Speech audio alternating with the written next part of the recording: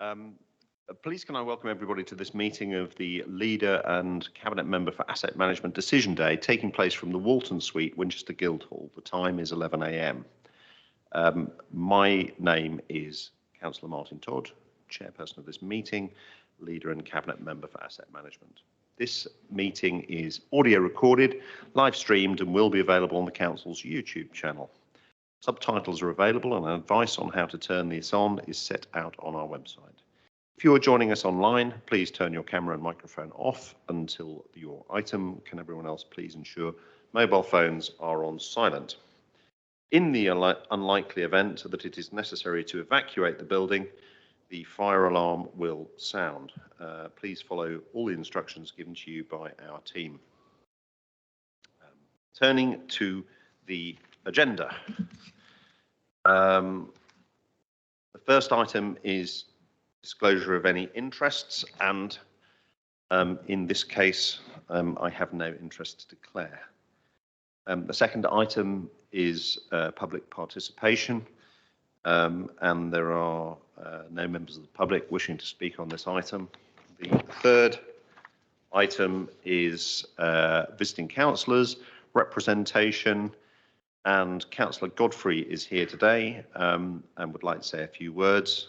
And since the only item is actually discussion of the paper itself, perhaps Councillor Godfrey, if you could come forward and raise any questions or comments that you have about this paper that you'd like us to address in the meeting. Thank you, Mr. Chairman. I'm delighted to be able to speak this morning, not least because I would want to fully endorse the recommendations of this paper. I couldn't do otherwise. In 2015, the Winchester City Football Club approached the City Council with very much the same request. They needed a 4G artificial pitch because they were losing too many high-profile games at their level at short notice because of the poor state of the pitch they have been having to play on. A major solution was to do an artificial pitch. And we supported that, but at the time there was no Football Foundation grant money available. And that was left for some time to try and negotiate additional funding for that. One of the key reasons why we did support it was not only was it our own assets, but we wanted this city centre facility, which has very easy access to by many people and many groups, to be used more efficiently than it is at present. A grass pitch can only support perhaps 2 teams at any one time, with 1 or 2 games per week. An artificial pitch can support 2 or 3 games a day without any significant degradation. Therefore, I again welcome the involvement, the active involvement of youth teams and the women's teams in this this process and the bidding for Football Foundation monies.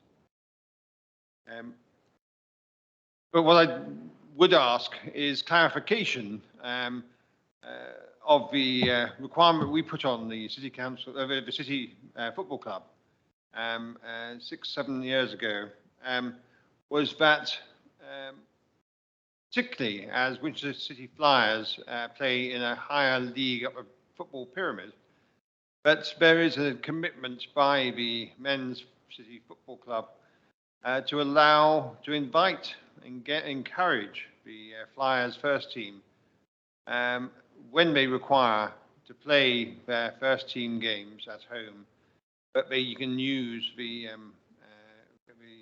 first team pitch in the centre of Winchester, because we need to encourage both the men's and women's teams to integrate more closely with our city and encourage more support from our residents. Again, I would want to reiterate my support for this decision. Thank you. Thank you very much indeed, Councillor Godfrey, both for providing very helpful perspective on how long we've been committed to trying to get this kind of improvement. I think also raising the very important issue of how we ensure that this becomes an asset that, while it's run by the Winchester City Football Club, also taps into the other excellent clubs that we have in the area. Now move on to the paper itself, and I think the best thing is if Mr. Lincoln, could you introduce the paper and tell us about the proposals? Thank you, Chair. So, as Councillor Godfrey's already explained, this is a proposal that's been under conversation for some time, and officers have been in discussion with the football club and in more recent times with the Football Foundation. The Football Foundation is the national funding body for football infrastructure at both elite level and sort of grassroots level. And they are particularly keen to support this project. They see a great deal of value in this, both in terms of maximising wider participation, in particular from some of the groups that Councillor Godfrey highlighted and the paper sets out, people with disabilities, young people, women, female women. So that's a high priority for them. But this proposal, this proposal also supports their priority for club development as well. So this is a proposal which would widen participation opportunity, but also support the football club in a more sustainable and financially viable future. So lots of benefits. So the club has taken the lead on a lot of the conversation with the Football Foundation, has really established a strong sort of business case and a strong model, and it's one that as a council we're really keen to support in terms of into all the benefits that the paper sets out. So this paper really requests at this stage for authority to submit an application in joint names with the football club to the Football Foundation, which would be for the significant proportion of the funding needed to make this happen. Football Foundation's given a sort of verbal indication that they're very keen to support this. We're very hopeful that they would be looking to support it to the level that's necessary to actually make this project happen. There's a number of conditions that would need to go with any approval from Football Foundation funding, which is fairly standard for grant funding of this kind of size, and the paper sets out that and just seeks authority for that to be agreed to. Detailed terms would be for officer sort of delegated to officers and to sign off, but the principles and the key elements are set out here. A few points to note, just in terms of the nature of the future arrangement for the facility, to a new lease to be agreed with the football club on terms to be agreed by both, but that would give them some security there and enable them to move forward with some confidence in terms of the business plan that they've set out to financially manage and oversee the operation of the facility. And also just noting that the council has allocated a significant amount of seal money, but that at this stage there's unlikely there would be further council funding coming forward for that. So we're very hopeful that the Football Foundation would be able to sort of back up and support the level of commitment that they've offered verbally. Thank you, Chair. Thank you very much indeed. That's very encouraging, and the combination of wider participation, but also helping the club develop in its own right is very welcome. And it's good to know that we have such informal, strong, albeit not yet signed off, Football Foundation support. So it's definitely something to take forward. Councillor Godfrey asked a very good and important question about the availability and use by the Flyers first team as well as by the Winchester City Football Club first team. Do you have any perspective on that? In terms of the exact detail and commitment of the Flyers first team games, I don't have that level of detail. What I do know is the Flyers have been a really key partner in this proposal. So you'll see in the paper it sets that out. One of the expectations, both of the council in terms of supporting this project, but even more rigorously of the Football Foundation, is really widespread participation and a firm commitment that this supports football across the community and not just through the delivery of the one support to the one club. So the Flyers are very much committed to this. There's a lot of conversation happened between the City Football Club, the Flyers, and other clubs about how exactly they might benefit from this. There's a programme being worked up that would be a key piece of evidence to support the application to the Football Foundation. What I will go away is to take away the point around first team games, seek some further sort of detail and clarification on that, further commitment to that. And I sort of mentioned already that there'll be various, there'll be some agreements that we need to put in place with the City Football Club to sort of oversee the arrangement and delivery of all the commitments that all parties have made in the funding agreements. So we'll certainly do our utmost to make sure that that gets factored into those agreements so that there's a firm commitment from all that all parties are agreed to. Thank you. The other thing, well, there's a range of other things I'll quickly ask about. There's something in there about Pan Disability Team. Now, I'm aware that there's a range of different types of football for people with different disabilities. I didn't know about Pan Disability. Is that something where we'll be using our diversity and inclusion work to help to sort of coordinate with the football club in terms of outreach? And what exactly is Pan Disability, and is that different from having a range of different types of football for people with different categories of disability? I suspect if Callum, who prepared the paper, was here today, he'd be able to give a far more comprehensive answer than I would to that. My understanding is that it would be activity that is open irrespective of the nature of the disability. So it would be something that brings together and gives opportunities to people with all sorts of disabilities and impairments. So it doesn't sort of prejudice. It's not a narrow. It's not limited to who might be able to participate. So in terms of our involvement, it would certainly help meet our broader equality, diversity and inclusion aims and ambitions. The football club would be working very closely with the Hampshire FA on that. It's one of the Hampshire FA's key priority outcomes in terms of investment in clubs and facilities. They've got some real expertise within the Hampshire FA to do that. The Hampshire FA is one of the partners in this proposal, and they've been talking with us all alongside the Football Foundation over a period of months. So they would be really key to that. I think it would tie into existing Hampshire FA programmes. So I think it adds a real dimension to the project, and would be in really good hands with the club, the Football Foundation, Hampshire FA, all contributing and bringing sort of qualified coaches and things to bear as well. Just in terms, That's really excellent, and I hope we can. I think obviously it sounds like that it's going to be in really good hands. Maybe there are things we can learn for our wider work to encourage wider participation in sport, and I wonder if that's something that, at least on a watching brief, that could be looked at through the diversity and inclusion panel and the work that goes on in that area, because maybe it could be something where there are opportunities for, we learn how we can do a better job in the leisure centre by seeing what they're doing on football or vice versa. That's good. And then the last bit, the last question I had, and I suppose it relates to, I think it makes a clear case to say that, look, this is a very attractive facility, and so actually the risk in terms of Winchester City Football Club,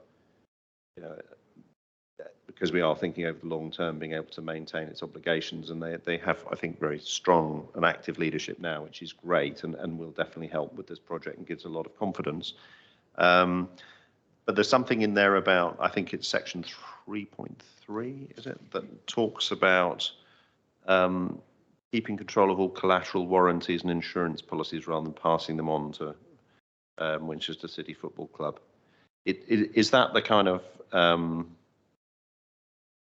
sort of post-construction type fixes, the dealing with the supplier, that sits with us, does it? If you could just explain that a bit more.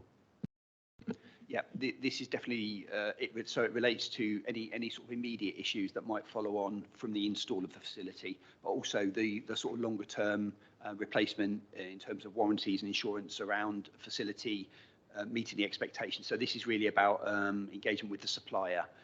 If there were, if the installation failed and didn't meet its required, lifetime, or we found that there were problems with it, the advice we've had is that we should keep control of that as the asset owner, and with the resources that we have, we're far better placed to be able to have that interaction with the supplier in terms of making sure that the facility is good and that we all get the value for money from the investment that we'd be looking for. So yeah, that sits with us rather than being a further burden on the club. But clearly, we need to work closely with the club as the occupiers and the main users of the facility. And will that sit with? Are we clear how that relationship is going to work? Presumably, Mr. Drummond will be the lead officer in terms of dealing with the club, but is there contract management going to be involved, or is he going to be supported with contract management for simplicity? So in terms of the facility itself, that stuff would sit with our estates team, who obviously deal with similar issues around many aspects of our sort of built estate. So that would be that connection. Callum Drummond would be the council's first point of contact with the club on all matters around this, and there'll be an important role for him there in terms of the Football Foundation and the council will be looking for sort of regular reports and updates in terms of the outcomes that are being achieved through this, both for the club, but more importantly for the various different groups within the community who we'd be hoping would benefit. So Callum would be the first point of contact, but in terms of some of the stuff talked about in section 3, section 3.3, that would very much be our estates team who would take the ownership of that. Right, but presumably, will you make sure that there's sort of, as Mrs. Adey can do this, which is to ensure that there's close, seamless collaboration between Mr. Drummond and the estates team on this one? That's already been the case in terms of working on the proposal today. We've been working very closely and talking with the estates team as this has been developing. So yeah, that's already in place, and we're very confident that will be fine. Brilliant. Okay, thank you very much indeed, and thank you for answering those questions. So the recommendations that I have in front of me are that I approve the submission by the council of a funding bid to the Football Foundation for an artificial pitch at the football club. That I delegate to the appropriate corporate head of service to agree the details and submission of a planning application for the artificial pitch on the council-owned land as shown in the appendix. And that in the event that the funding bid is successful and the project proceeds, Football Foundation branding may be placed on our asset, and a note can be added to the title of the premises at the land registry, which recognises the Football Foundation's interest in the facility, and the delegation of authority to the Section 151 officer in consultation with the leader and cabinet member for asset management to accept the full terms and conditions of any grant award from the Football Foundation.